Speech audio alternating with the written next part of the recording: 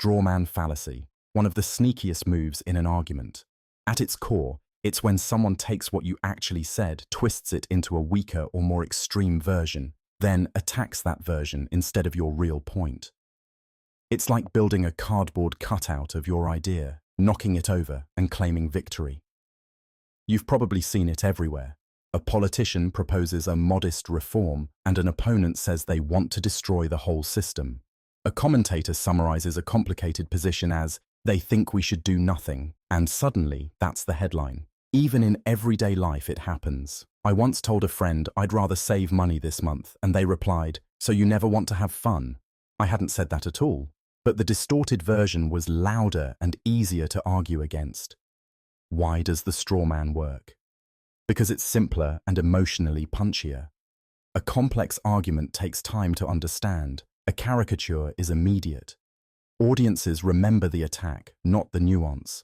And when a claim is repeated enough, the flimsy version starts to feel true. That's the real danger. We stop engaging with the actual idea and begin accepting the shortcut version as reality. The tactic isn't always malicious. People paraphrase poorly, hear through bias, or genuinely misunderstand. But whether on purpose or not, the effect is the same. Conversation derails and people get painted as unreasonable.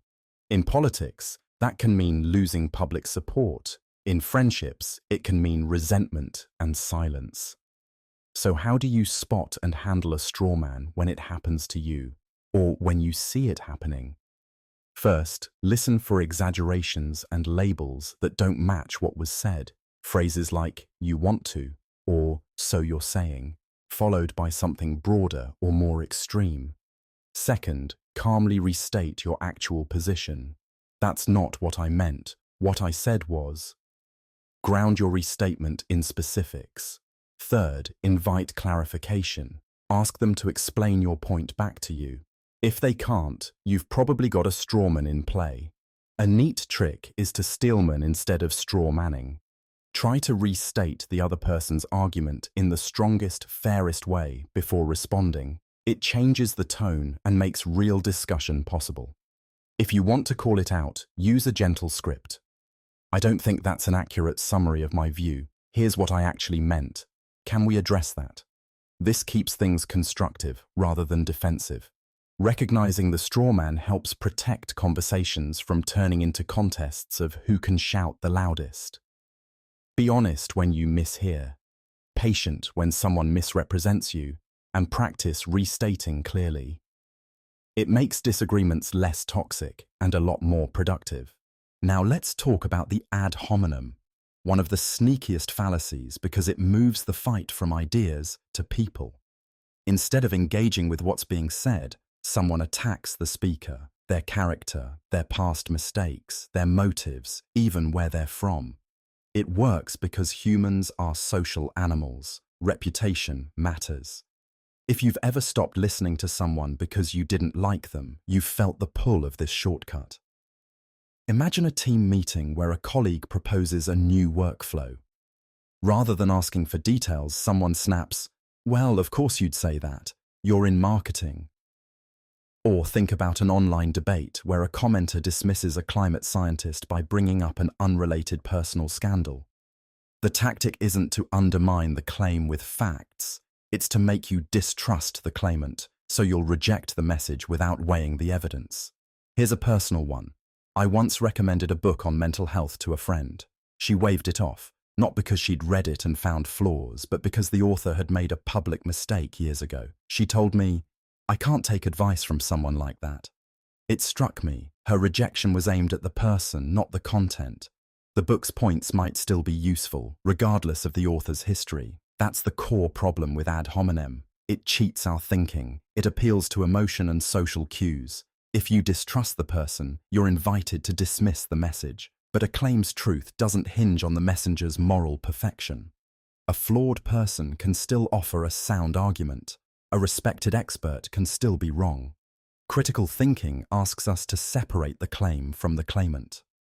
So how do you spot and handle an ad hominem in real conversations? First, listen for attacks that target identity or character instead of the point being made. Ask yourself, Does this criticism affect the logic or evidence? If it doesn't, it's probably ad hominem. Second, redirect the discussion to substance.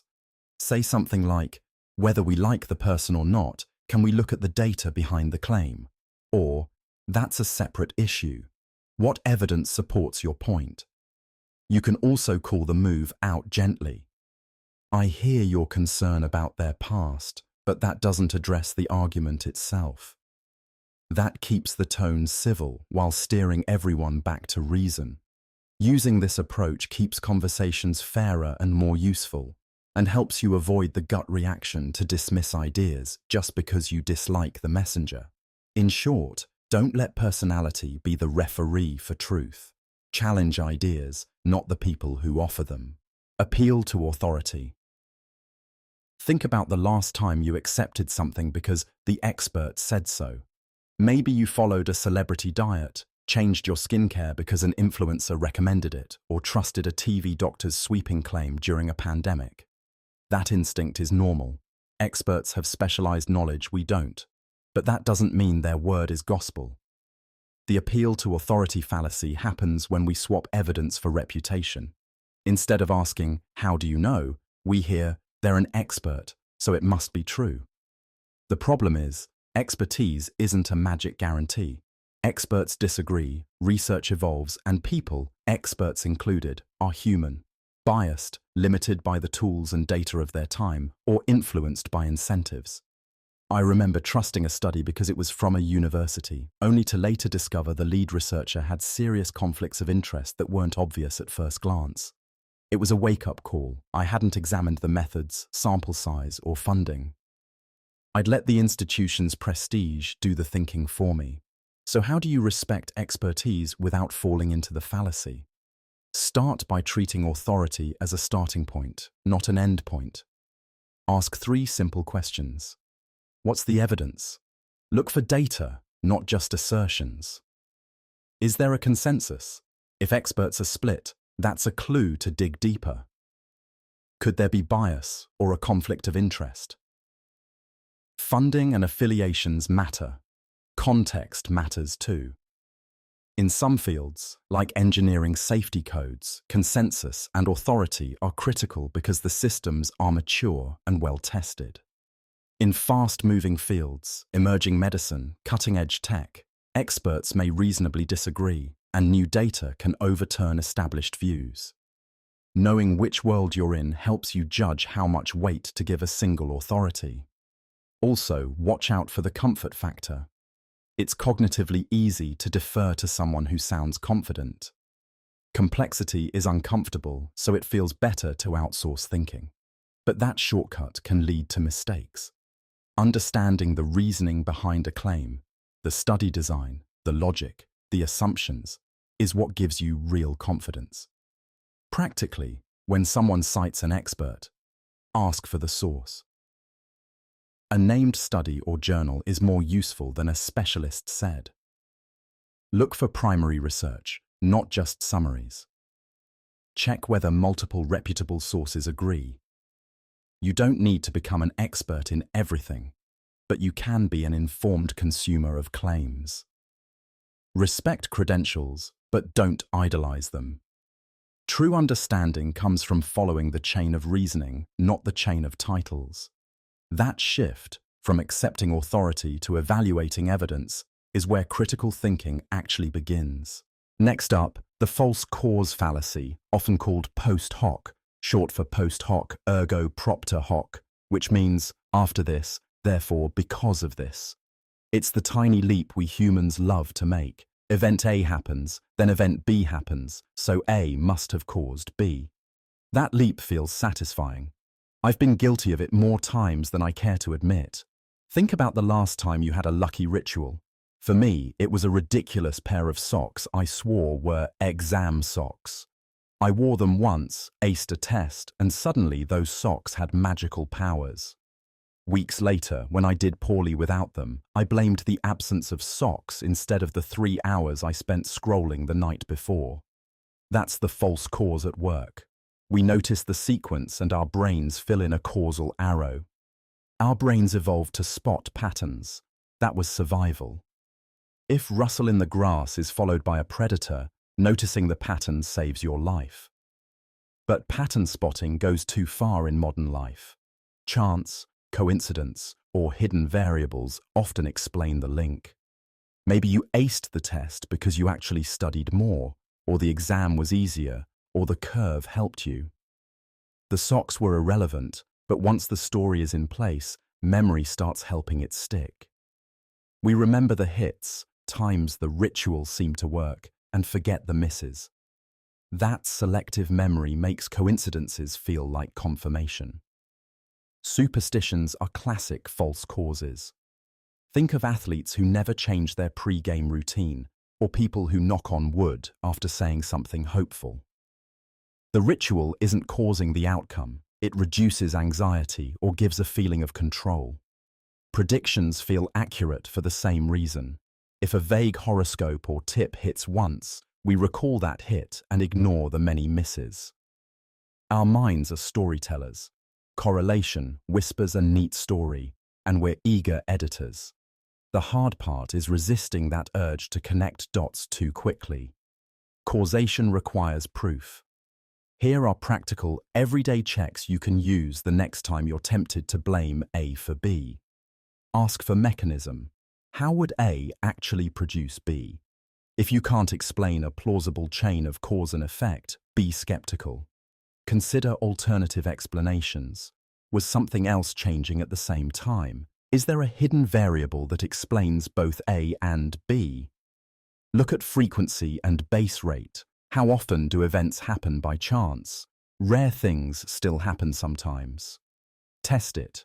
If possible, change A and see if B consistently changes too. Randomized or controlled comparisons are the gold standard. Beware of selective memory. Write things down or keep records so you can see the full pattern, not just the memorable exceptions. The next time you catch yourself saying, "Ever since I started X, Y happened," pause. Correlation can be seductive, but causation demands evidence. That pause, the little skeptical gap before you connect the dots, is where better thinking lives. Appeal to ignorance. Think about the last time you heard someone say, "No one has proved X, so it must be true." Maybe about extraterrestrials, a medical claim, or whether a neighbor cheated on their taxes. That's the appeal to ignorance, treating silence or lack of evidence as if it were proof. It flips the burden of proof. Instead of saying, "Show me the evidence," it says, "Because there isn't evidence against it, I'll accept it as true." This fallacy thrives in the gaps of our knowledge. The universe is huge and complicated. Neither we nor science has answers for everything. That unknown feels uncomfortable. I get it. I've sat with that discomfort many times. When I couldn't find a clear answer online about a health supplement or a stranger's motives, it was way easier to lean on a guess that felt tidy. It's human to prefer certainty, even a shaky one, over ambiguity. Here's why the reasoning fails. Absence of evidence is not evidence of absence. If no one has tested a claim, or if the available tests were flawed, silence tells you nothing reliable. Imagine I said, "No one has shown there's a purple bird in my backyard, so there must be one." That's not logical. It's just speculation dressed up as conclusion. You'll see this tactic in arguments like, "Scientists haven't proven that telepathy doesn't exist, so it must be real." "There's no proof my coworker stole the file, so they must be innocent." That's a legal presumption, not a blank check for assumptions. You can't prove that miracles don't happen, so they must. All tempting, all misleading. So how do you handle it in conversation, including when you catch yourself doing it? First, demand positive evidence. The person making a claim has the responsibility to back it up. Second, reframe uncertainty honestly. We don't have enough information to conclude that. Let's keep an open mind and look for good evidence. Third, practice patience. It's okay to say, "I don't know," or "I'm unsure." That admission is not a weakness. It's the intellectual posture that science and good decision-making rely on. Here are a few lines you can use in the moment. Lack of proof doesn't prove it. Can you show evidence? I'm open to the idea, but I need actual data before I accept it. Right now, that's an assumption, not a conclusion. Remember, curiosity trumps certainty. The unknown isn't a void to be filled with guesses, it's space for inquiry. When we resist the urge to convert silence into truth, we practice humility, strengthen our arguments, and get closer to reliable understanding. False dilemma. One of the sneakiest argument tricks because it pretends complexity doesn't exist. At its heart, a false dilemma squeezes a messy situation into two extremes. You're either with us or against us. You either succeed wildly or fail completely. You either go all in or you've already lost. It feels decisive, and decision-making under pressure loves that kind of certainty. Let me make this personal. A few years ago, I was offered a job that paid better but meant leaving a team I loved. The conversation at home quickly turned into a binary. Take the new job and sell out, or stay and be safe but stuck. Suddenly, my options felt moralized. I was painted as either ambitious and selfish or loyal and timid. That framing made the choice feel impossible. It took stepping back to realize there were dozens of in-between moves. Negotiate remote days, propose a transition plan, take the job for a trial period, or explore other roles at my current company. Once I stopped seeing it as an either-or, the pressure lifted and better options appeared. Why does this fallacy work? Because it simplifies. When we're stressed, overloaded, or rushed, our brains crave clear, fast answers. A false dilemma hands us one. It reduces nuance into a battlefield where only two sides exist.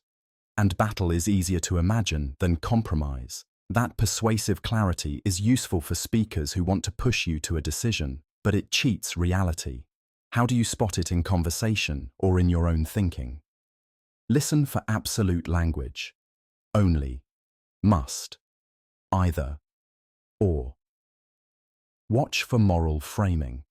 Is a choice being labeled as the right or wrong side? Ask, is that really the only option? If someone resists that question, that's a red flag. When you catch one, here are practical ways to respond. Reframe the question.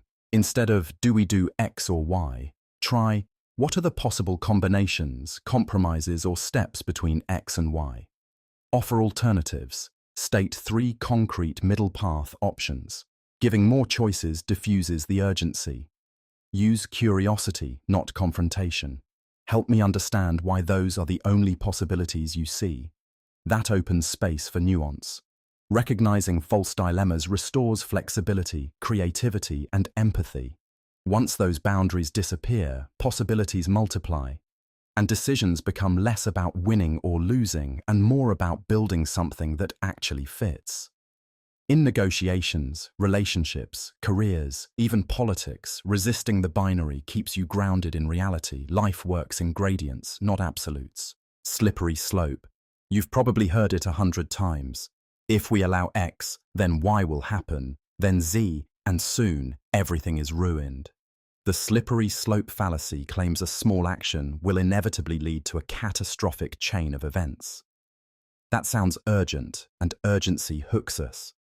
But urgency isn't the same as inevitability. Think of a conversation you've had with a friend or colleague.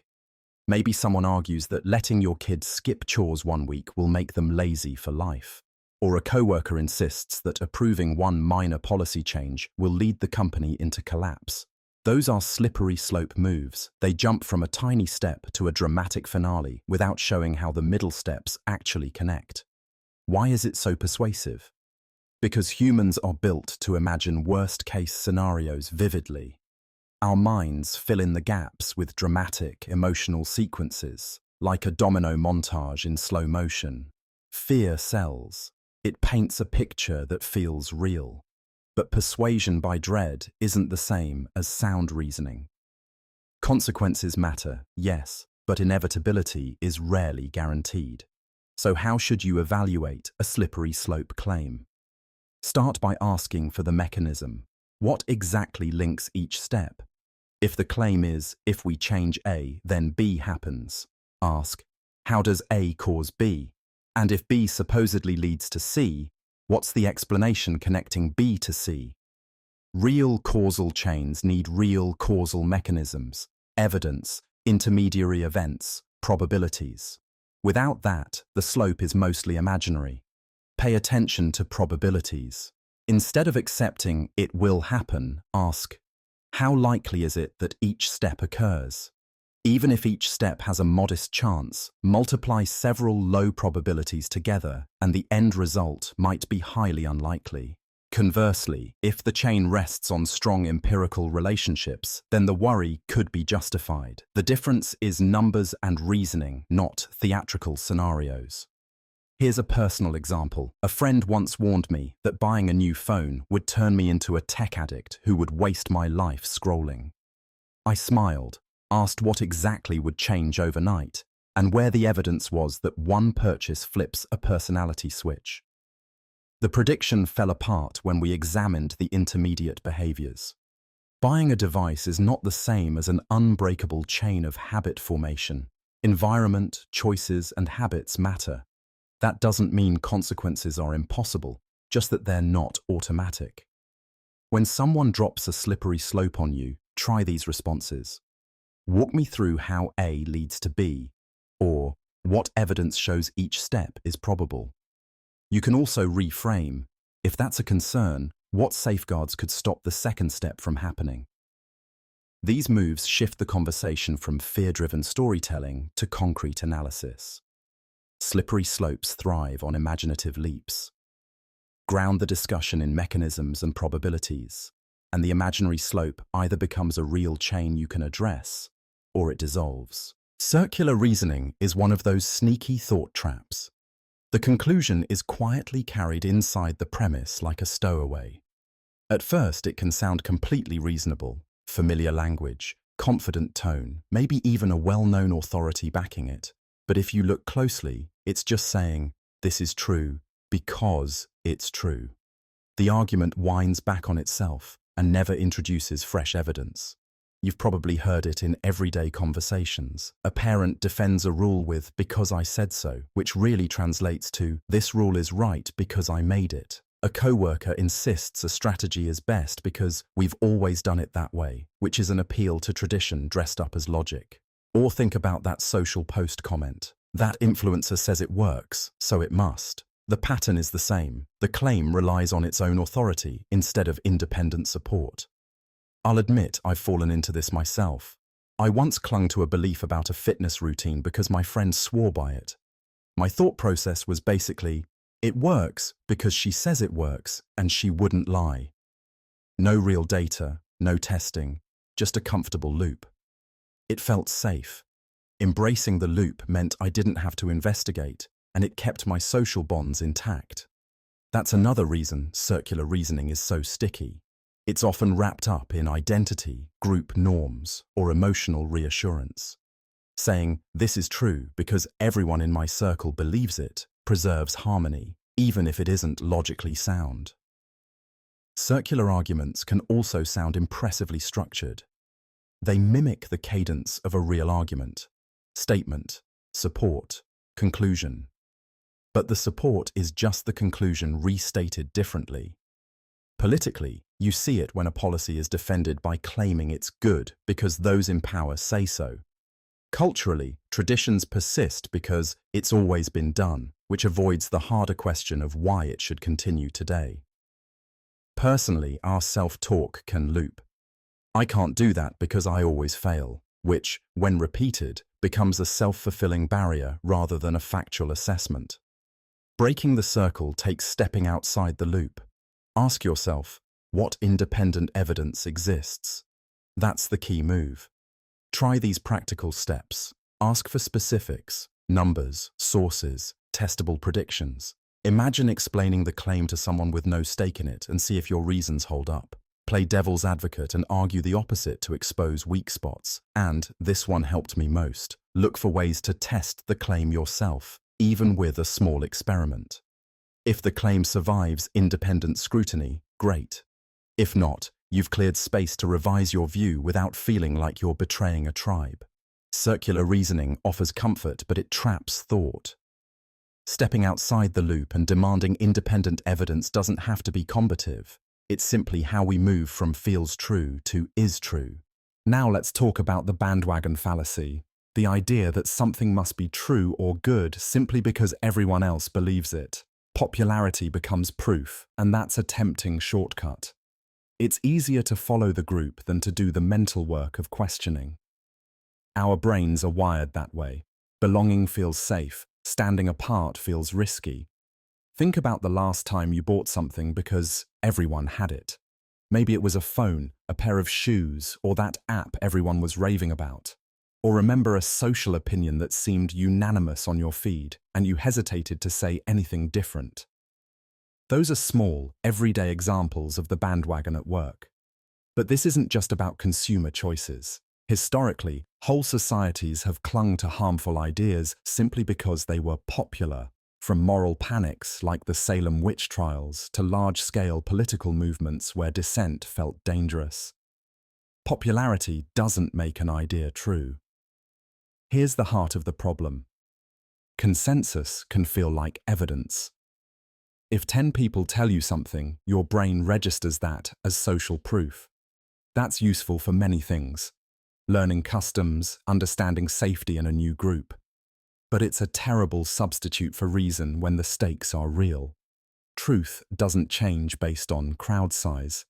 So how do you stop letting consensus do your thinking for you? Start small and practical. First, slow down. Popularity spreads quickly, especially online.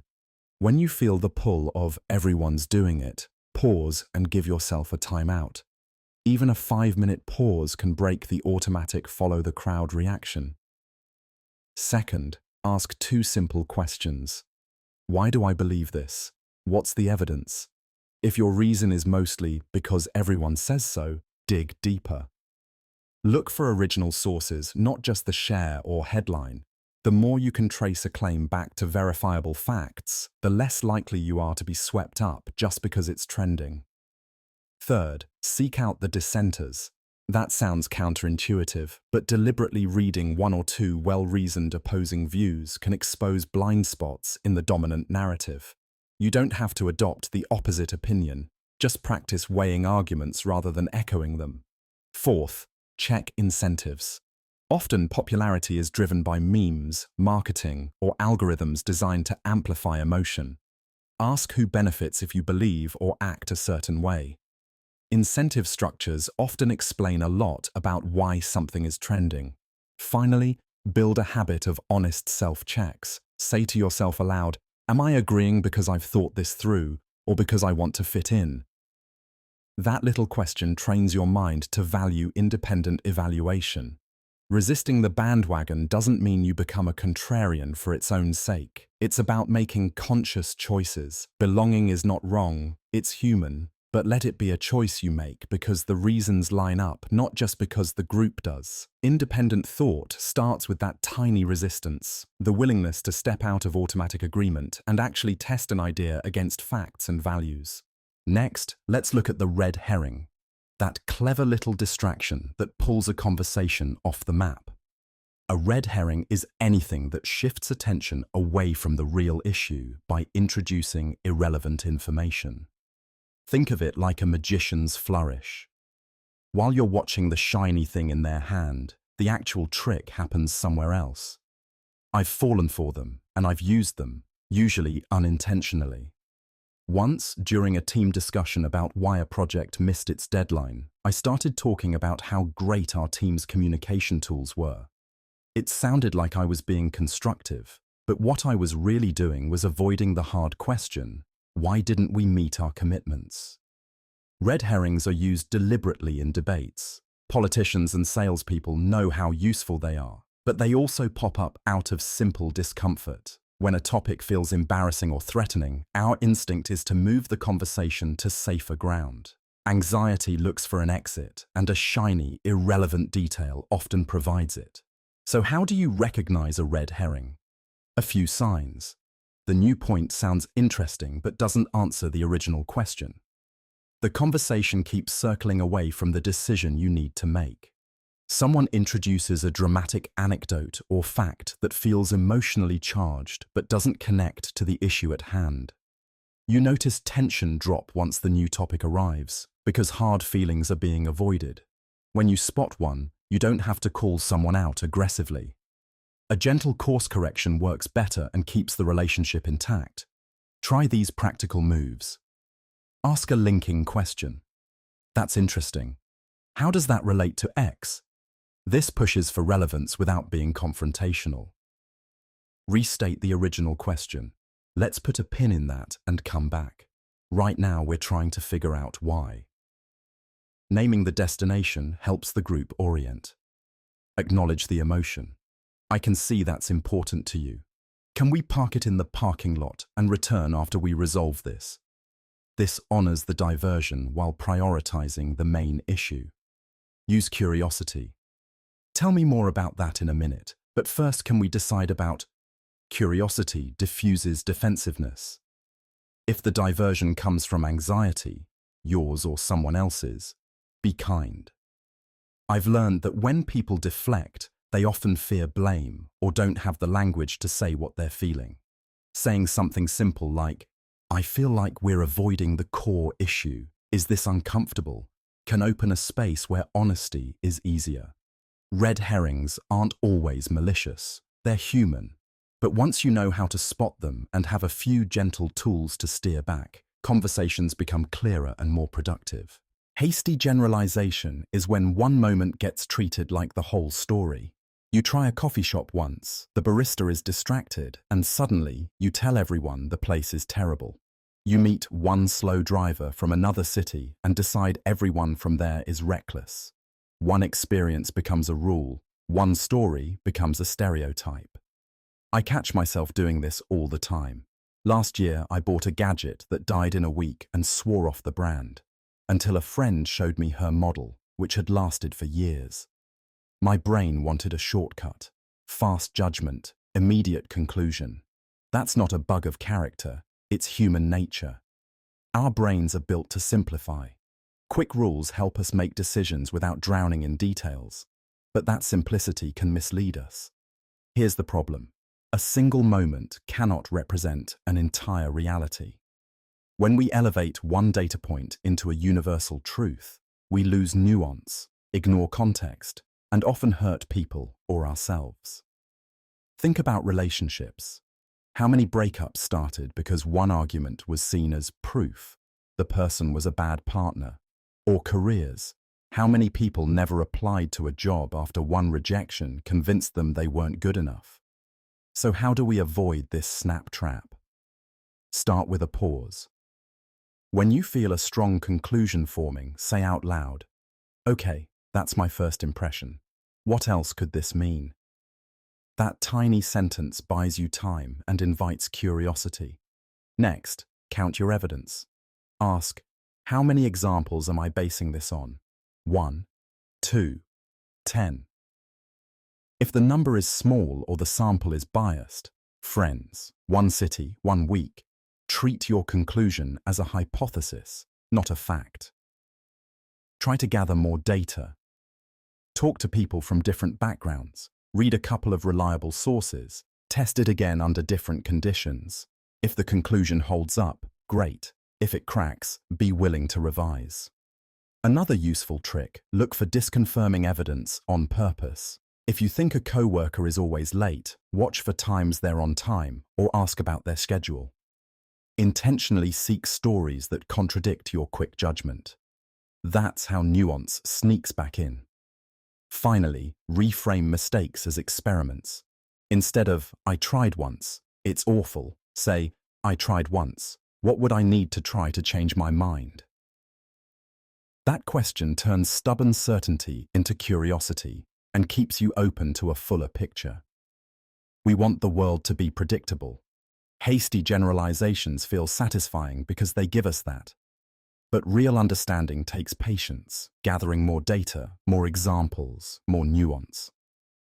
A single moment cannot represent an entire reality. If you give yourself permission to wait and investigate, your decisions and relationships will become not just faster, but wiser. Appeal to emotion. Now let's look at a trick that pulls the rug out from under reason, the appeal to emotion. At its core, this fallacy swaps evidence for feeling. Instead of answering a claim with facts, someone lights a match under your emotions, fear, pity, anger, or pride, and lets the heat do the convincing. You've seen it 1,000 times. A political ad with heartbreaking images and swelling music, a commercial showing a sick child to sell a charity, or a friend who presses your guilt until you agree. Emotion is powerful. It shortcuts computation and makes decisions feel urgent. But powerful doesn't mean correct. Think about the last time a TV spot made your eyes sting. You didn't suddenly gain new data about the cause. You gained a feeling that moved you to donate, sign, or share. That's not necessarily bad. Emotion motivates action, but it becomes a fallacy when feeling is offered instead of reason. If you care about X, you must do Y is not an argument. It's a pressure tactic dressed as a moral imperative.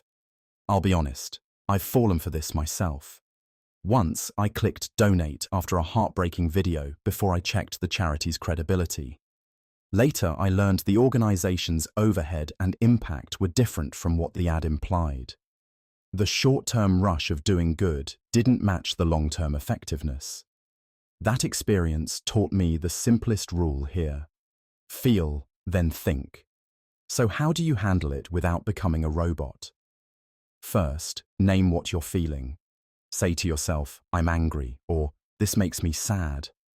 Naming gives you a momentary distance. Second, ask for the facts. What evidence supports the claim behind that emotion? Who benefits if I act, and what do they gain by making me feel this way?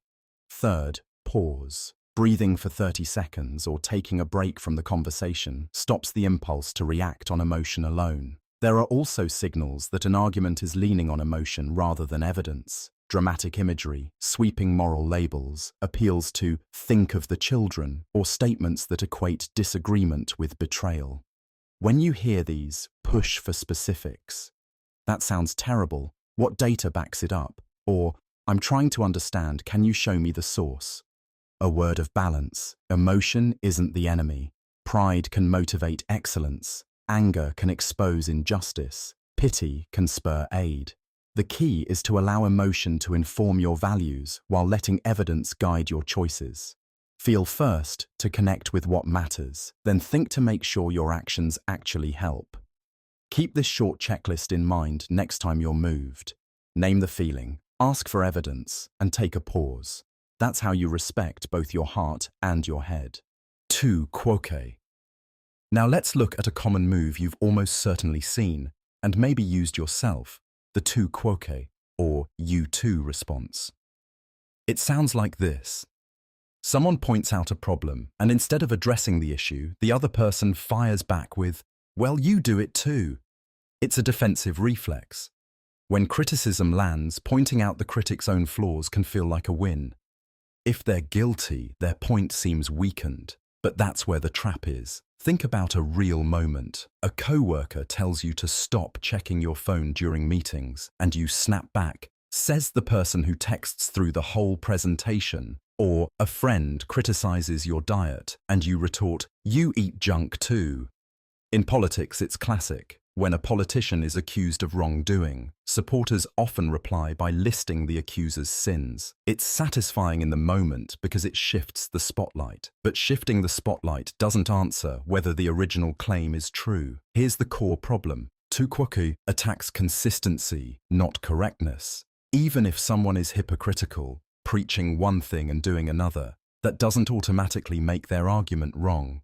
If your mum tells you to save money but splurges on shoes, the advice to budget still stands. Dismissing the advice because of the messenger's inconsistency lets substance slip away. The fallacy distracts you from the question, is this claim supported by facts and good reasoning?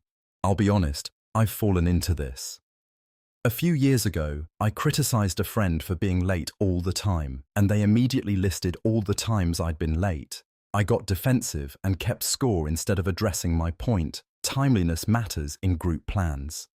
After I cooled off, I realized pointing out hypocrisy just made the conversation spin.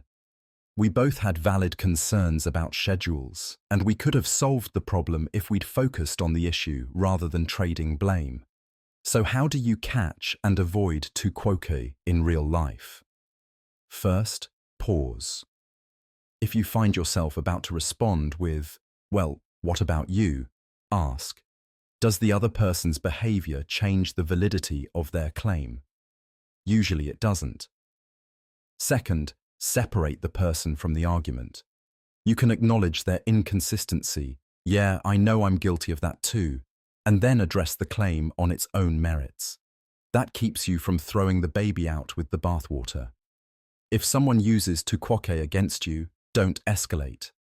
Accept or acknowledge the critique where it's fair, and pivot to evidence and reasoning. "Maybe I have done that, but here's the data supporting what I'm saying." That disarms the tactic and brings the conversation back to the truth. At the end of the day, calling someone out for hypocrisy can be useful. Accountability matters, but it shouldn't be a shield against evaluating ideas. A valid point remains valid, even if it comes from imperfect people. Keeping that in mind helps conversations get smarter instead of just louder. Burden of proof. Imagine you're at a family dinner and someone says, "Aliens visit Earth regularly, prove they don't," or scrolling comments where someone insists, "You can't prove vaccines aren't dangerous." That easy-to-use trick is the burden of proof shift. Instead of supporting a claim, the speaker dares you to disprove it. It feels powerful because it's exhausting to disprove something, especially if the claim is vague or broad. In formal logic, the rule is clear. If you assert X, you bear the responsibility to provide evidence for X. You don't get to flip that onto someone else and demand they provide a negative. But in everyday conversations, rhetoric wins. People lean on the asymmetry between making a claim and refuting it. Saying "prove me wrong" makes the debate about your opponent's failure rather than your own lack of support. It puts the other person on the defensive, wastes their time, and often scares them into silence. Why is it so effective? For one, proving a universal negative is often impossible. Try proving there are no pink elephants in the world. You can search zoos all you like, but you can't exhaustively check every corner of existence.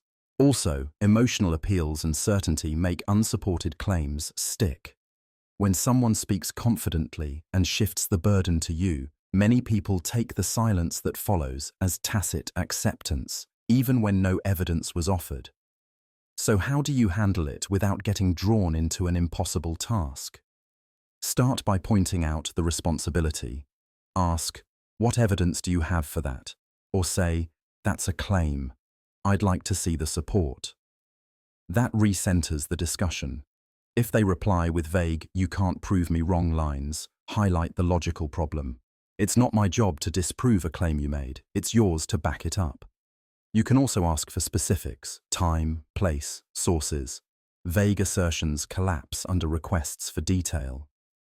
There are moments when asking someone to disprove something is reasonable. For instance, when there's an already established body of evidence and someone is proposing a radical exception. Even then, the person proposing the exception should show why the established evidence might be flawed. The general rule remains: the burden lives with the claimant. Remember, this fallacy isn't about clever semantics. It's about fairness in argument. Next time someone tries to shove the workload onto you, call it out calmly. Asking for evidence isn't rude. It's how we keep conversations honest and stop letting baseless claims dominate the room. Now, let's dig into the no True Scotsman. This is one of those sneaky moves people make when their claim gets knocked down by an example they don't like. You state a general rule. No real X would do Y. Someone offers a counterexample, and instead of revising the claim, you shift the definition of real to exclude that counterexample. Boom, the claim becomes unfalsifiable. I've seen this play out in my own life. A few years ago, I was arguing with a friend about coffee snobbery. I said, half joking, "No true coffee lover drinks instant." Another friend piped up, "What about my aunt? She's obsessed with beans and grinders, but she drinks instant sometimes because she's busy." The original comment immediately slid to, "Well, she's not a real coffee lover then." The moment felt like watching someone draw a circle in the air and move the line whenever someone pointed to a counterexample. That's the core of the fallacy. Rather than accept that the rule might be wrong or too rigid, the speaker protects it by changing the category's boundaries on the fly. It's comforting. If your identity or argument hinges on being the kind of person who follows a rule, admitting exceptions can feel like losing ground. So instead, you redefine the tribe. And now nothing can ever really contradict you. Why does this matter? Because it builds what I like to call an unfalsifiable bubble. A belief system that can never be tested against reality because any inconvenient data is declared inauthentic or invalid. It's emotionally tidy. You don't have to change, but it also blocks learning. If every counterexample is written off as not real, you never have to ask whether your idea is wrong, incomplete, or worth revising. Truth doesn't like to be kept in a sealed room. So how do you spot and deal with it without turning a conversation into a fight? A few practical moves that have worked for me.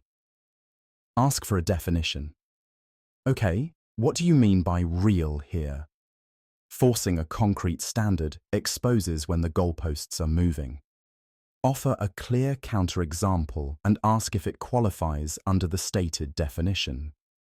If they keep changing the terms, point that out calmly. You shifted what counts twice in this minute. Can we agree on one standard? Use hypotheticals. If someone does X but also does Y, would you still say they're not a real X? This makes the inconsistency obvious without accusing. Validate the underlying value. Often the defensive move hides fear. I get that you care about X. I'm just trying to understand where the line is. Soften the conversation and you might get a real answer. Finally, turn the lens inward. Catch yourself when you're tempted to excise inconvenient facts to protect your narrative. It's human to cling to identity, but growth needs openness. If we want better ideas instead of safer ones, we have to be willing to let exceptions in. Truth can't grow in sealed rooms. False equivalence. I used to blur lines here myself, trying to be fair, trying to give each side room, until I realized fairness doesn't mean pretending everything carries the same weight. False equivalence is when two things are presented as if they're equally significant, similar, or harmful when they're not. It shows up in debates, headlines, and even family arguments. A classic example: a news segment gives 20 minutes to climate scientists and then gives equal time to one person who insists climate change isn't real.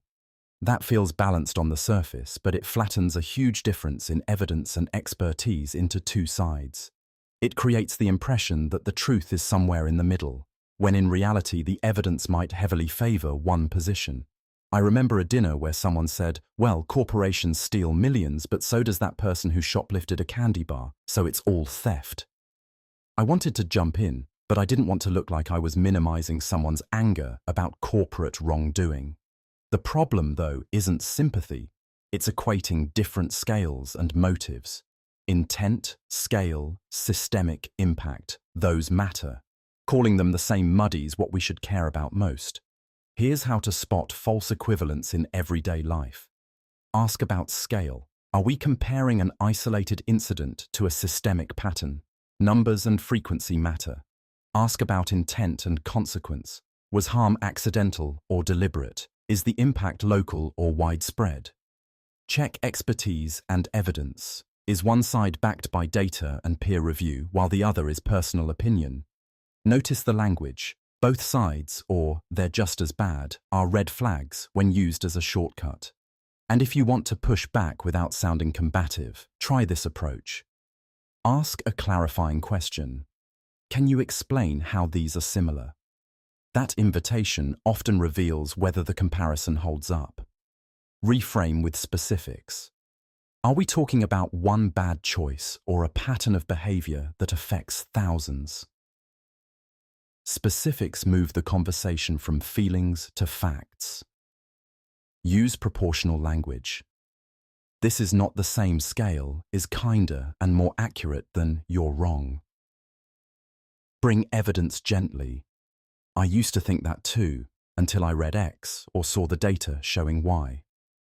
Remember, distinguishing differences isn't about dismissing someone's experience. It's about honesty. When we treat unequal things as equal, we erase context and hide responsibility. Clarity comes from naming the gap, not smoothing it over. So next time you catch yourself or someone else saying they're both the same, pause. Ask for scale, motive, and evidence. It keeps conversations honest and helps you avoid the trap of false balance that makes complex problems seem simpler than they are.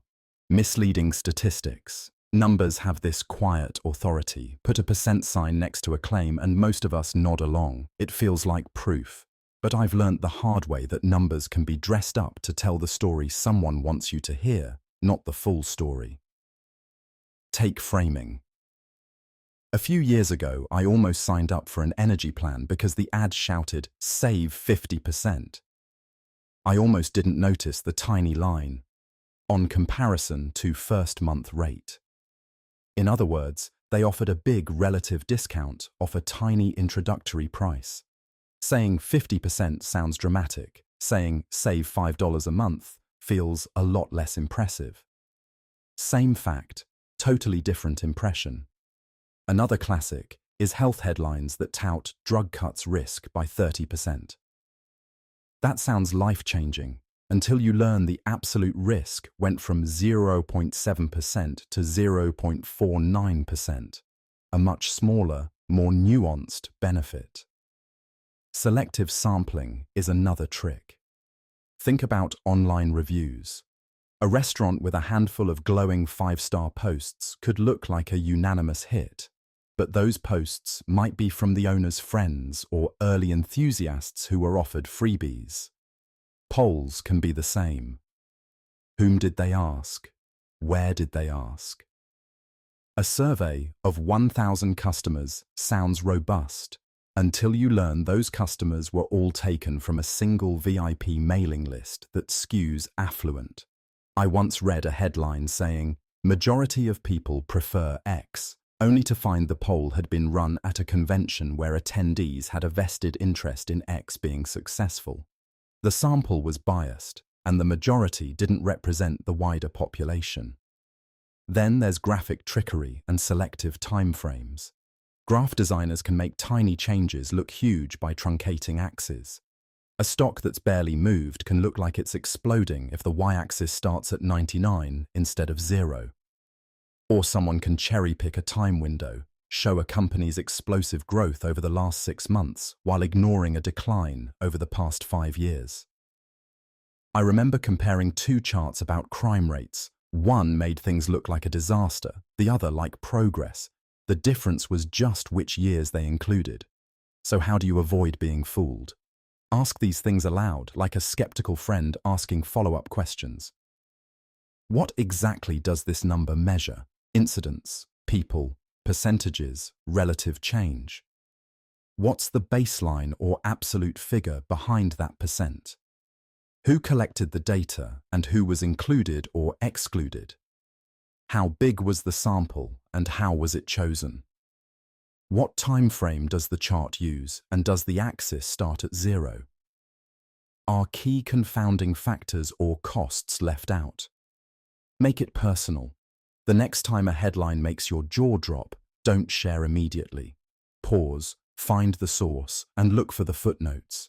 Even trustworthy sources can summarize in ways that omit context. Numbers are powerful tools. They can illuminate, but they can also hide. Treat them like a map, useful, but check where the cartographer cropped the landscape before you pick your route. Up next, we'll look at how words and images team up with numbers to make claims feel even more convincing, and how to spot those combos. Gambler's fallacy. Take a coin in your hand for a second. You flip it 5 times and it comes up heads every single time. Your stomach tightens and before you even realize it, you say, "Okay, tails is due." That instinct, believing the past has changed the mechanics of the future, is the gambler's fallacy. Probability doesn't remember. Each flip of a fair coin is independent. The chance of tails on that 6th flip is still 50%. The odds that you saw 5 heads in a row are 1 in 32, sure, but once you're there, the next outcome isn't magically more likely to be tails. The math is simple, our intuition isn't. I've seen this play out in tiny, everyday moments. Once I used a coin to decide who paid for coffee. It landed heads 3 times in a row, and my friends swore the next one had to be tails, like the universe owed them balance. We laughed, flipped again, and got another head. Not satisfying for them, but a perfect demonstration. Randomness doesn't square its ledger. It's not just coin flips. Picture a roulette wheel with red coming up 5 or 6 spins in a row. People get restless. Someone calls black's coming, and before long, others pile on. Casinos lean into this behavior because it changes how people bet, even though the wheel hasn't changed. This is the gambler's fallacy at scale, reading a pattern into something that has no memory. Why do we do this? Humans are pattern machines. Our brains evolved to spot cause and effect. Danger often hides in repeated signs. That's useful for survival, but it misfires with pure chance. We also use simple heuristics.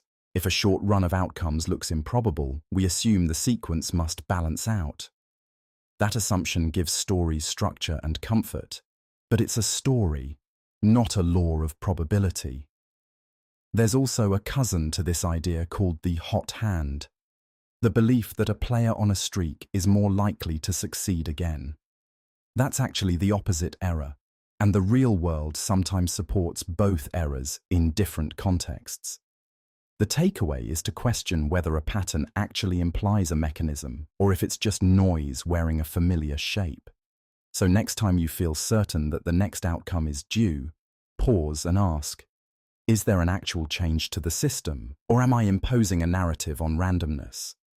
Recognizing that probability doesn't remember helps you avoid costly bets, shaky decisions, and the comforting stories that lead us astray. Appeal to tradition. Think about the last time someone stopped you with, "That's just how we do it." Maybe it was a family recipe that's always skipped a step, a workplace process nobody questions, or a community ritual that feels untouchable. That simple phrase is the heart of the appeal to tradition fallacy, treating longevity as proof. I remember my grandmother's cooking rule: never add salt until the end, because that's how my mother did it. For years I followed it without asking. One day I asked why, and she shrugged, because that's the way it's always been. When I experimented and salted earlier, the dish actually developed more flavor.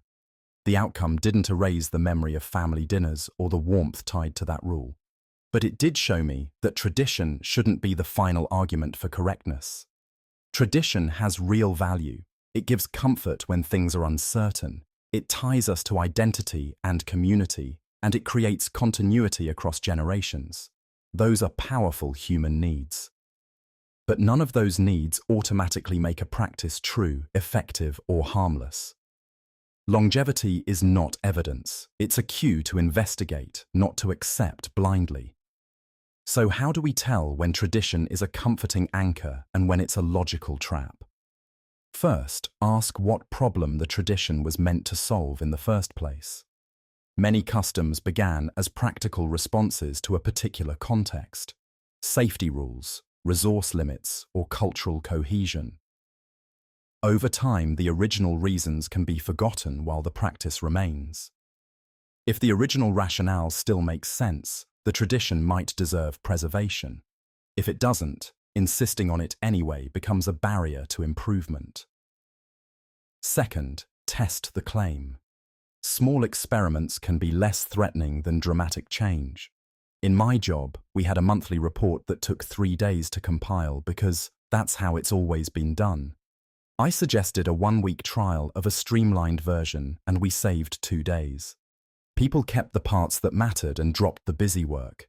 That's honoring the goal of the tradition, reliable reporting, without being imprisoned by an outdated method. Third, approach the conversation with respect. Traditions tie into identity and memory. Dismissing them abruptly can feel like an attack. Frame your questions with curiosity. Why do we do it this way? Has anyone tried? What would happen if we changed this? That keeps people engaged instead of defensive, and often surfaces reasons you'd want to preserve or adapt. Finally, hold both history and progress in tension. A healthy culture remembers why something mattered, acknowledges the meaning, and then applies evidence to decide whether to keep, modify, or retire a practice. Progress isn't about erasing the past, it's about letting the past inform better choices. So the next time you hear, "We've always done it this way," don't shut down, don't accept it as proof, and don't trash it out of hand. Ask, experiment, and respect. That's how we honor the past without becoming its prisoner. Appeal to novelty, the sneaky little logic trap that tells us new automatically equals better. I've fallen for this one more than once. I remember trading in a perfectly good camera because the new model had a cooler screen and a flashier name, only to find the autofocus was slower and the batteries died twice as fast. That was a wake-up call. Innovation isn't a stamp of quality by default. At its core, the appeal to novelty says, this thing is new, therefore it's superior. Companies love it. New and improved sells. On social media, it's even stronger. The latest trend becomes proof of taste. But novelty is a marketing shortcut, not an argument. New features can be meaningful, or they can be noise. Sometimes the improvement fixes something trivial while breaking what actually mattered.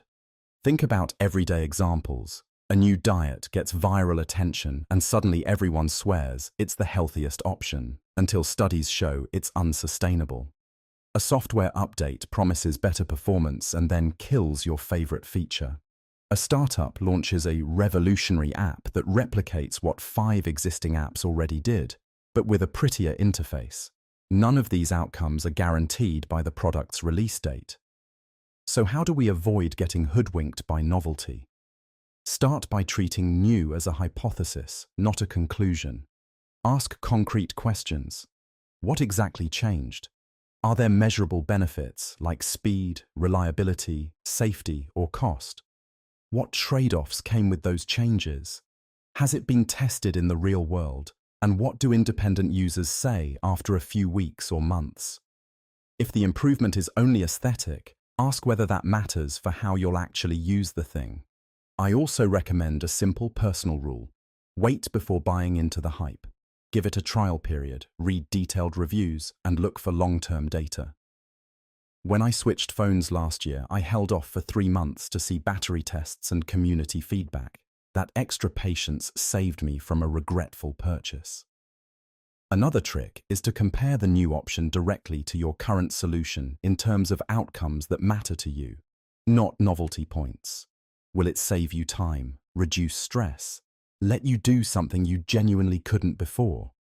Remember, innovation is powerful when it solves a real problem. It's not persuasive simply because it's novel. Wisdom comes from evaluating merit, not birthday. So next time something shiny and new catches your eye, slow down, ask the right questions, and treat new as an invitation to investigate, not as proof it's better. Sunk cost fallacy. Think about a time you kept doing something long after it stopped working. Maybe you stayed in a job that drained you because you'd already spent years climbing the ladder, or you finished a terrible movie just because you'd paid for the ticket. That tug you feel, the voice that says, "I can't quit now, I've already put so much in," is the sunk cost fallacy. It persuades us to treat past investments as if they should dictate future choices. But the past can't be undone, and letting it run the show keeps you stuck. I'll be honest, I've fallen for this more times than I care to admit. I once kept a side project alive for a year purely because I'd poured money and nights into it, even though it made me miserable and had zero traction. I told myself I owed it to my past self. The truth? I owed my future self a better decision. Once I forced myself to imagine deciding with a clean slate, what would I do today if none of that sunk cost existed? The right choice became obvious. Stop, reallocate effort, and learn the lesson. Here's why rational thinking makes a different call. Sunk costs are gone. They're not improved by continuing. What matters is marginal future value. Will the next hour, the next dollar, the next conversation move me towards something better? If the answer is no, then continuing only increases loss. That's the simple, uncomfortable math behind cutting losses. How do you put this into practice in everyday life? Start with a pause. When you feel that pull to persist, ask 2 quick questions. If I hadn't already invested anything, would I start this now? What will the next month look like if I continue versus if I stop? Be specific. Instead of vague, I might succeed, name the measurable future benefits and compare them to alternatives. If staying in a relationship, job, or project prevents you from pursuing options with higher upside or less harm, that opportunity cost matters. Another practical trick: time box. Give yourself a fixed trial period and define clear success criteria up front. This converts emotional inertia into data. If the project doesn't meet the agreed milestones, you stop. If you do stop, document what you learned so the sunk cost becomes useful knowledge rather than emotional baggage. Also, be kind to yourself. The sunk cost fallacy is normal. We're wired to avoid waste. When the decision touches people and feelings, you don't need to be harsh, just honest.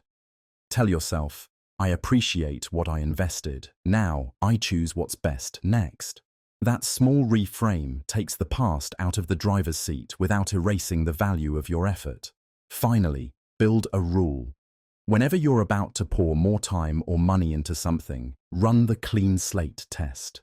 If your answer changes, stop. Your future is the only thing you can improve. Past investments are memories, not orders.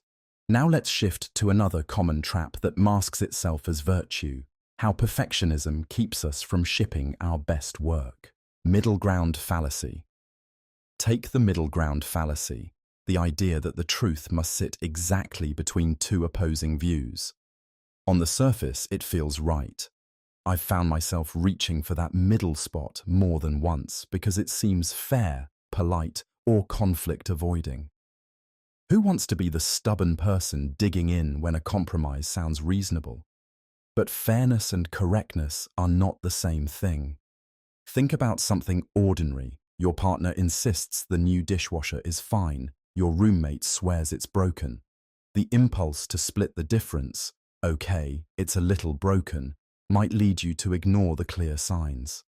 If the dishwasher is actually leaking and shorting, a little broken is dangerously misleading. On the flip side, if it's just a loose rack, declaring it completely ruined isn't accurate either. Truth isn't forged by averaging opinions, it's found by checking the facts. More serious examples make the danger clearer. In conversations about health or safety, treating 2 unequal claims as equal can harm people. If one person cites rigorous research and the other cites a single anecdote, taking the midpoint as probably true elevates the weaker claim to undeserved credibility.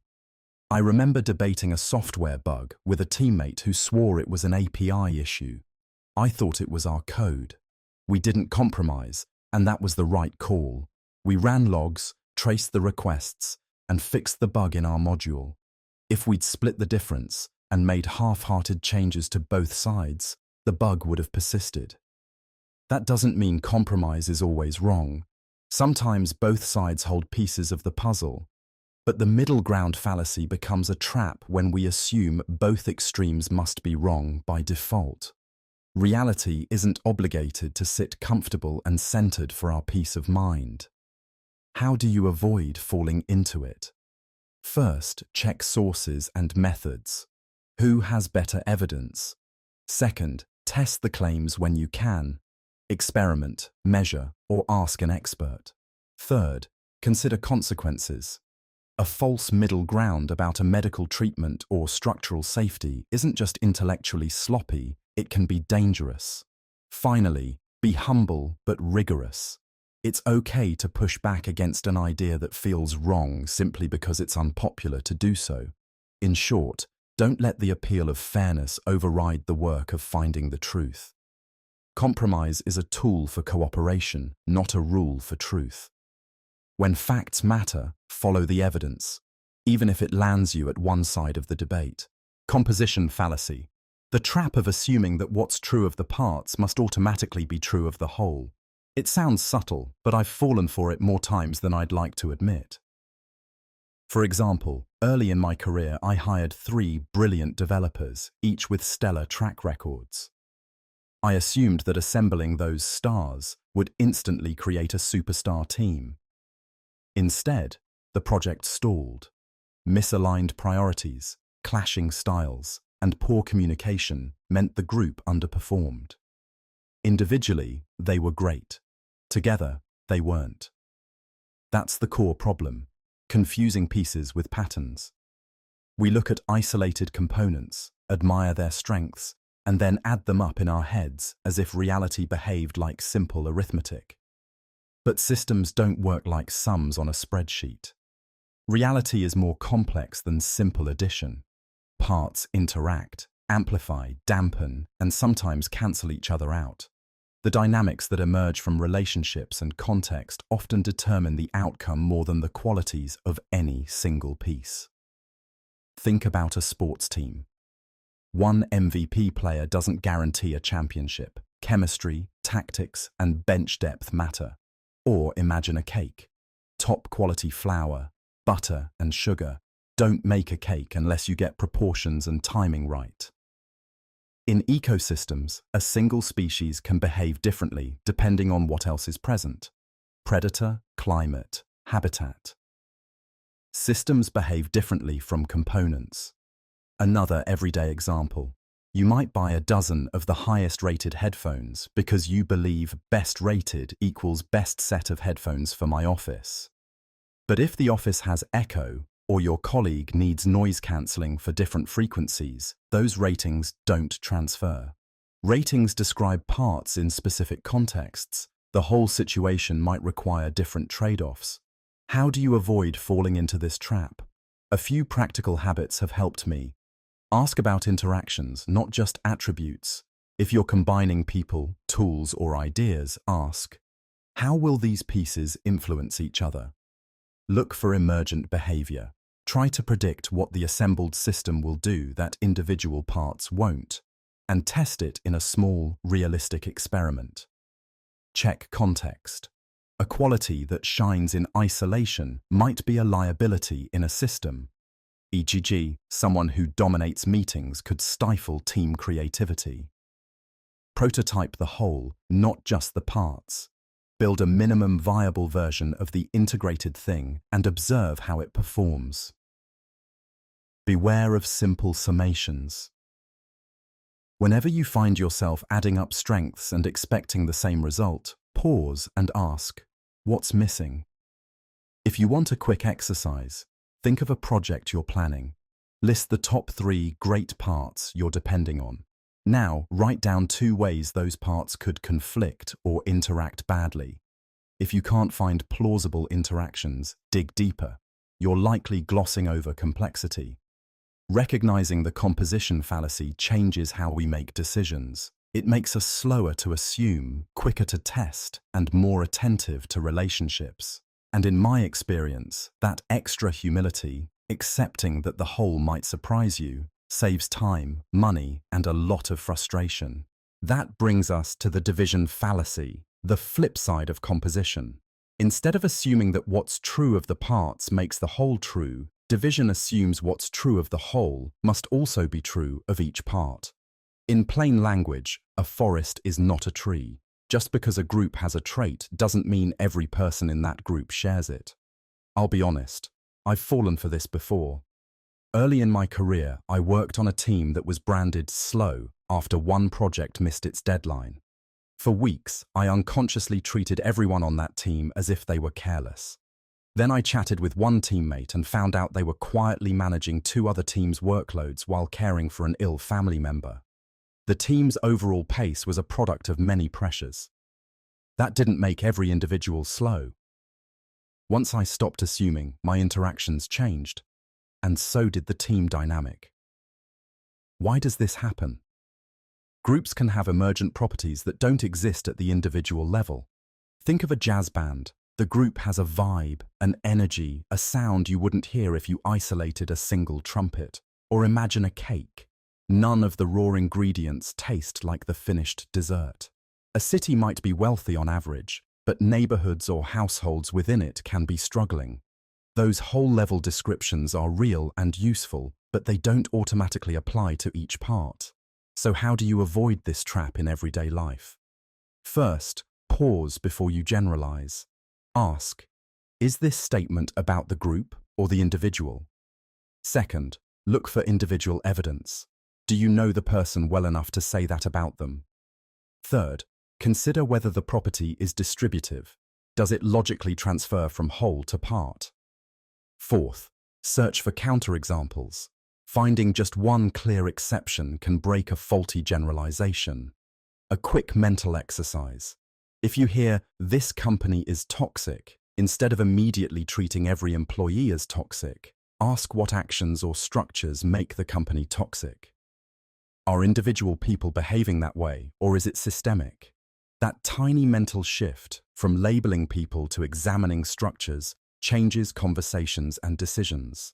In daily life, the division fallacy shows up in stereotypes, office chatter, parenting assumptions, and social media. The remedy isn't complicated. Be curious, not judgmental. Trade blanket statements for questions. Try saying, "Tell me about your experience," instead of, "You must be like this." It keeps you from confusing forests for trees, and it helps you see people as the complex, layered individuals they are.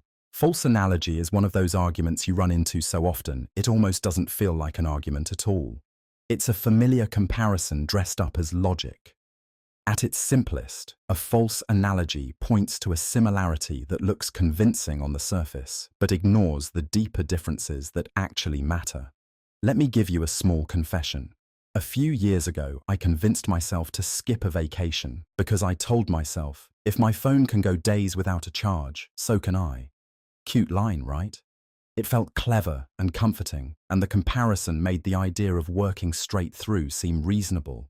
But the analogy ignored critical differences. My phone has a battery and scheduled background processes. I have hormones, stress, relationships. That gap is exactly where a false analogy does its mischief. Why are these persuasive? Because human brains love pattern matching. When an analogy uses a vivid image or everyday item, cars, computers, recipes, sports, it taps into something we already understand. A metaphor is emotionally and cognitively sticky, but metaphors illuminate. They don't prove. Just because two things share an easily graspable trait doesn't mean they share the causal mechanism or ethical implications you're trying to transfer. Here's how to spot one quickly. Identify the claim. What is the speaker trying to prove with the comparison? List the similarities being used.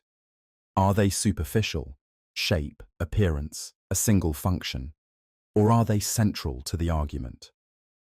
Ask about relevant dissimilarities. Is there a crucial feature the analogy leaves out? Test for causal transfer. Does the analogy assume that a cause-effect relationship in one domain exists in the other? A classic example. Cars need maintenance, so people should be treated like cars. Just replace parts and keep going. The surface similarity is clear. Both need care. But people have consciousness, emotions, social bonds. Replacement parts and scheduled checkups don't translate the same way. The analogy reduces complex human needs to mechanical ones and sidelines important ethical and practical differences. Another common one is policy talk. Letting students choose their schedules is like letting toddlers run the household. Chaos will ensue. That uses a vivid image to stoke fear, but it ignores the relevant differences in maturity, purpose, and the context of choice. A bad analogy can shut down nuanced discussion by making complex trade-offs seem obvious. What to do when you hear one? Don't dismiss the comparison outright. Sometimes analogies are helpful to clarify a point, but ask for specifics. Say, I get the comparison. Which exact parts are we mapping over, and why do those parts determine the outcome? That flips the conversation to the mechanism instead of the metaphor. At the end of the day, analogies are tools. They can illuminate a path through confusion, or they can cover a hole in reasoning with something pretty and persuasive. If you make your own analogies, be humble about their limits. If you're on the receiving end, treat them as invitations to verify, not as proof. Personal incredulity is one of those quiet little traps we all fall into. It sounds fancy, but it's basically this. I don't understand X, so X must be false. Complexity becomes suspicion. If a concept feels too dense, the temptation is to shrug and say, that can't be right, or that just sounds made up. But that reaction says more about the limits of our own knowledge than about the truth of the claim. Think about a time you first heard someone explain how a smartphone works. If you're not into electronics, the jargon, transistors, signal processing, RF antennas can feel like a wall. It's easy to conclude, there's no way all that magic fits into my pocket. That doesn't make the engineers liars. It makes the subject unfamiliar. I remember watching a friend react to machine learning the first time. He said, it can't really learn like a human. That wasn't an argument against the technology. It was a pause button caused by not having a mental model yet. Personal incredulity also shows up in everyday debates, climate reports, economic models, medical studies. Someone hears a statistical prediction and says, I can't wrap my head around those numbers, so the prediction must be wrong. Or they'll dismiss vaccine science, not because of contradictory evidence, but because the mechanisms are complex and counterintuitive. That instinct to distrust complexity is human. Our brains prefer simple, story-like explanations. But complexity isn't evidence of falsehood. It's often evidence of depth. How do you spot it in conversation? Listen for lines like, that doesn't make sense to me, used as a conclusion rather than a starting point. Or the immediate dismissal, nope, I don't buy it, without asking how or why. Those are giveaways. If you catch yourself doing it, pause. Replace dismissal with curiosity. Ask for the chain of reasoning. Help me understand which part makes the conclusion plausible. Break the idea into smaller parts. Often, the scary complexity dissolves into manageable steps. And if it still stays opaque, acknowledge the limit. I don't fully get this yet, but I'm open to the evidence. That turns a reflexive no into an honest question. When someone else uses incredulity to shut down an argument, gently point out that your personal lack of understanding isn't an argument against the claim. Invite clarification. Which piece do you find unbelievable? Let's unpack it. That keeps the conversation productive instead of combative. Complexity can be intimidating, but it's not a crime. Admitting I don't know and seeking to learn is healthier and more honest than assuming ignorance equals falsehood. Next, we'll look at another fallacy that hides behind emotional certainty and why feeling strongly doesn't make you right. A loaded question is one of those sneaky conversational traps. It dresses up an accusation as a harmless inquiry, so whatever you answer, you're cornered. The classic example is, have you stopped cheating on your exams? If you say yes, you concede you cheated in the past. If you say no, you admit you still cheat. The question hides an assumption that you cheated and forces you into an impossible choice unless you interrupt the frame itself. I run into this all the time in everyday life. Once a coworker asked me, "Why are you always late to meetings?" I felt my stomach drop. The question suggested I'm habitually unreliable, even though that wasn't true. If I answered directly, I'd either confirm a false pattern or sound defensive. Instead, I paused and replied, I don't think always is accurate. Could you point to a specific meeting you mean? By refusing the loaded term, I shifted the conversation back to facts. Loaded questions weaponize emotion too. In relationships, they're used to inject guilt. Why do you care more about your career than our family? That question assumes priorities and loyalty are in conflict, and it makes a partner feel like they're already failing. When you feel that pang of guilt, slow down. Ask yourself what assumption is embedded. Name it aloud. Are you suggesting I don't care about our family? That forces clarity and makes the accuser justify the claim. Here are simple, practical responses you can use when you spot a loaded question. That question assumes X. I don't accept that. What I can tell you is, can you explain what you mean by always, never, more than? I think you're assuming something that isn't true. I'd rather talk about the specific incident. Those lines aren't aggressive. They're boundary setting. They move the conversation from vague accusation to concrete detail. Another trick. Answer the underlying concern without taking the bait. If someone asks, "Why are you so emotional about this?" you might say, "I'm concerned because of X. Let's focus on the issue." Loaded questions also show up in interviews and debates where they're used to corner opponents. Politicians know this. So do aggressive interviewers. The defense is the same. Refuse the premise and reframe the discussion. The more you practice pausing and naming the assumption, the less power these questions have. You don't have to be combative, just clear. Next, we'll look at a related trick: ambiguous definitions that hide an argument in plain sight. Appeal to nature. It's the quietly persuasive idea that whatever is natural must be better, purer, or morally right, while anything labeled synthetic or artificial is suspect. You hear it everywhere. Food labels that boast all natural, friends insisting on natural remedies, or beauty ads promising chemical-free youth. It sounds comforting, but comfort isn't the same thing as truth. I remember a time I bought into it. A few years ago, I was stressed and kept seeing Instagram posts about a natural tincture that promised to calm anxiety. No studies were cited, just before and after stories and a mountain of #natural healing. I tried it because it felt safer than popping pills. A week later, my symptoms hadn't improved, and I had a skin reaction I'd never had before. The brand's answer was essentially, "It's natural.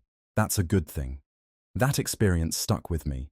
Natural doesn't mean harmless, and harmless doesn't always mean natural. Why is this fallacy so convincing? Nature does inspire awe. Trees are majestic, sunsets are beautiful, and traditional practices can carry wisdom. But nature itself isn't a moral compass. It's full of things we wouldn't want in our bodies: poisonous mushrooms, deadly bacteria, venomous snakes, and diseases. On the flip side, many human-made things save lives. Consider vaccines, insulin, or water purification systems. Those are anything but natural, yet they're overwhelmingly beneficial. When someone leans on natural as the main reason to trust something, they're skipping the actual work of argument, evidence. Romantic notions don't replace studies, risk assessments, or honest discussions about side effects and trade-offs. If a product or claim is worth paying attention to, it should be backed by data, clear mechanisms, and transparent reporting, not just a nature-themed mood board. So how do you spot the appeal to nature and avoid it? Ask simple, practical questions. What evidence supports this claim? Are there controlled studies or just anecdotes? What are the possible harms or side effects, natural or otherwise? Who benefits financially from presenting this as natural? Have experts scrutinized it, and is the method reproducible? Another small test I use: replace the word natural with a concrete explanation. Instead of "this is natural," think, "this contains X compound that has been shown to do Y in studies." That forces the conversation into specifics and away from feelings. We don't need to be anti-nature, far from it. Appreciating nature and traditional wisdom is fine, but when it comes to health, safety, and policy, romanticism can't stand in for reason. Up next, we'll look at another persuasive trap that relies on emotion rather than evidence, and how to catch it in everyday conversations. So let's dig into the moral high ground fallacy. That sneaky move where someone tries to win an argument by acting morally superior instead of offering solid reasons. You've seen it. A person frames their stance as the only good one, and anyone who disagrees is painted as selfish, immoral, or ignorant. It's less about proving a point and more about making the other side feel wrong at a character level. I've been on both ends of this. A few years ago, I caught myself lecturing a friend about their travel choices, about carbon footprints and guilt-tripping the quick flight they took. I felt righteous, sure I was doing the right thing. But when she told me how stressed she was juggling work and family and how those options weren't realistic, my moralizing shut the conversation down. I wasn't persuading, I was alienating. Later, I realized I'd used ethics as a shield instead of engaging with her real constraints. Why does this tactic work? Because people care about being seen as good. Morality is emotionally loaded. Call someone unethical and they'll react defensively. So moral posturing can short-circuit logic. It makes the debate about identity or virtue, not about evidence. Online, it looks like one-liners that reduce complex issues to, if you support X, you're a terrible person. In office meetings, it shows up as someone insisting their approach is the only responsible one without addressing costs or trade-offs. How to spot it? Listen for value judgments presented as the only acceptable conclusion. Phrases like, only a monster would, or anyone who disagrees doesn't care about, are red flags. Another sign is the absence of supporting facts. The argument rests on moral labeling rather than analysis. So what do you do when you encounter it? First, don't mirror the posture. Getting moral in return escalates things. Instead, refocus the conversation on specifics. Try questions that invite detail. Can you help me understand which harms you're most concerned about? Or, what evidence would change your mind? That shifts the exchange from moral accusation to information sharing. You can also acknowledge the shared value behind their stance. I agree, protecting the environment matters. And then introduce practical constraints or data. Given that, how do we weigh cost, feasibility, and impact? If needed, set boundaries. I don't want to be labeled as uncaring. Let's stick to the facts so we can solve this. Calling out the fallacy gently, pointing out that moral superiority isn't the same as proof, often clears space for a real discussion. At the end of the day, ethics matter. But using them to shut down opposing views doesn't make an argument stronger. It makes dialogue weaker. You'll get farther by combining moral conviction with curiosity and evidence. Next, let's talk about the appeal to consequences. A sneaky, emotional shortcut we all fall into sometimes. At its core, this fallacy treats truth like a popularity contest. If an outcome would be unpleasant, people reject the idea. If it would be comforting, they accept it. But whether something is true doesn't depend on whether we want it to be true. I've seen this play out in small, everyday moments. A few years ago, I avoided a career-limiting diagnosis because the idea felt catastrophic. I told myself, it can't be that serious. I'd rather not know. That's wishful thinking, plain and simple. Ignoring evidence because the consequence scares you won't change the facts. It only delays dealing with them. You also see it the other way around. People latch onto optimistic claims because they make life easier to imagine. If this supplement prevents aging, I'll take it. The claim gets accepted first. Evidence comes later, if at all. That's the hallmark of the appeal to consequences. Desire and fear replacing careful evaluation. This fallacy shows up everywhere. Health debates where treatments are accepted because hope is attractive. Politics where policies are rejected because their implications feel unacceptable. Relationships where we refuse to admit someone's unreliable because the thought of leaving is terrifying. Social media amplifies it. Bold statements wrapped in emotionally charged outcomes spread fast, and many treat the emotional resonance as proof.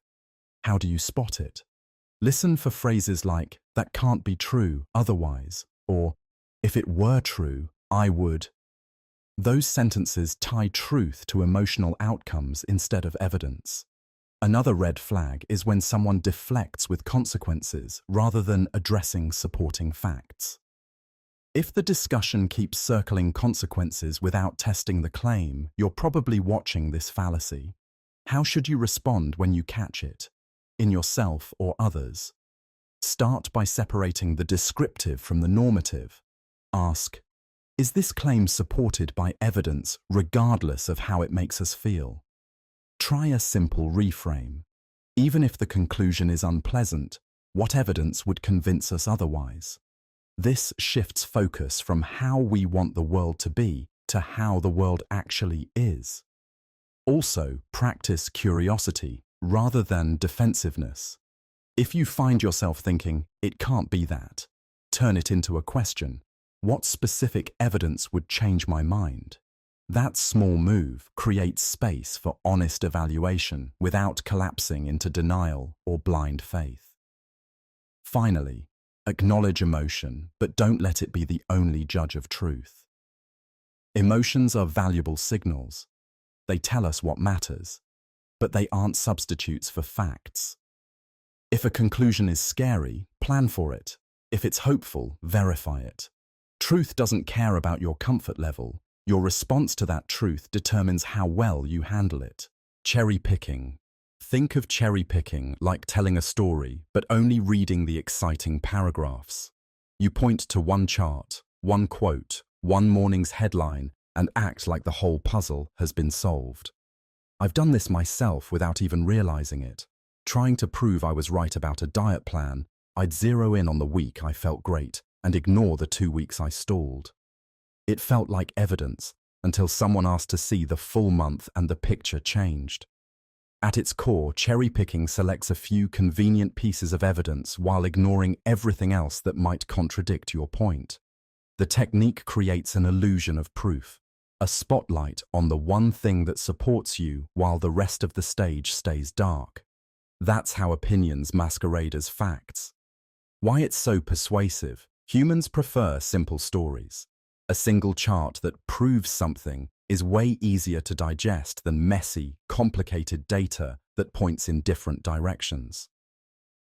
Add emotional framing, fear, outrage, hope, and people will latch onto the neat example and ignore context. That's why you'll see the same tactic in social media posts, political ads, and even friendly debates. Here's how to spot it in everyday life. Ask what's missing. If someone shows a single statistic, ask about the sample size, the time span, and whether there were other measurements that looked different. Look for selective timeframes. A 3-month spike can vanish in a 3-year trend. If a claim depends on a short window, that's a red flag. Search for counterexamples. Good evidence survives scrutiny. If it collapses when you consider opposing data, it was probably cherry-picked. Notice emotional language. If the evidence is dramatic and the conclusion is absolute, the odds increase that inconvenient facts were left out. What to do when you catch cherry-picking? Request the full dataset or broader context. Politely say, "Can I see the rest of the data?" Most times people won't have it handy, and that silence tells you something. Offer alternative explanations. Sometimes the picked example is real but not causal. Pointing out other variables can dissolve the illusion. Model fairness. When you present evidence, show the messy parts too. That builds trust and teaches others how full context changes conclusions. Remember, full understanding demands full context. Choosing only the bits that fit a story is easy. Doing the harder work of looking broadly and honestly is what leads to truth. Next, we'll dig into another common trap that mixes truth and deception, and how to avoid getting pulled into it. Equivocation.